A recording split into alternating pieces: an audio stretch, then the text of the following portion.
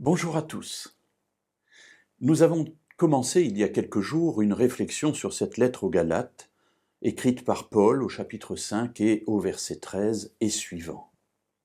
Nous avons vu qu'il nous présentait tout d'abord quelque chose de merveilleux, c'est que lorsque nous acceptons de vivre avec Dieu et que nous acceptons ce que Jésus a fait pour nous, c'est-à-dire sa mort et sa résurrection qui nous permet de vivre, alors nous sommes libres.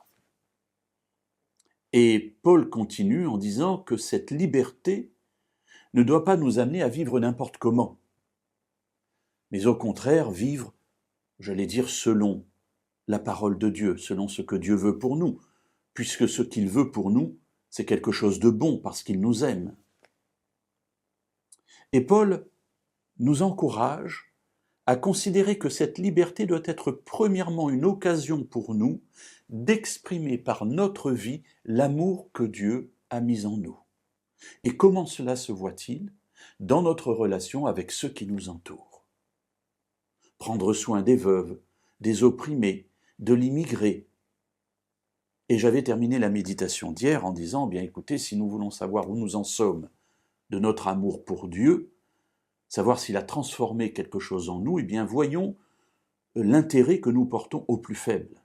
C'est ce que Paul dit ici. Toute la loi, toute la révélation de Dieu est accomplie dans une seule parole, tu aimeras ton prochain comme toi-même. Voyons comment il termine ce court passage par le verset 15. Mais si vous vous mordez et vous dévorez les uns les autres, prenez garde de ne pas être détruits les uns par les autres. Alors voilà, il parle ici à des Galates, c'est-à-dire à des gens qui ici sont des gens croyants. Mais cette église en Galatie est un peu bizarre, hein. Il y a des difficultés, il y a des oppositions entre les membres, et c'est ce que l'on voit ici sous-jacent.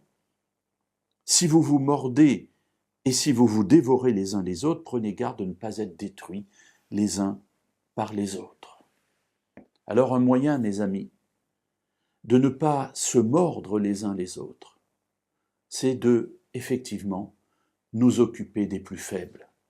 Lorsque notre esprit, notre corps, nos biens, nos capacités sont tournés vers le service des plus faibles, nous n'avons pas le temps pour nous occuper des choses qui nous amènent, en nous occupant des autres, à vouloir les mordre ou les déchirer, à parler mal d'eux, à répandre des calomnies et finalement à nous détruire.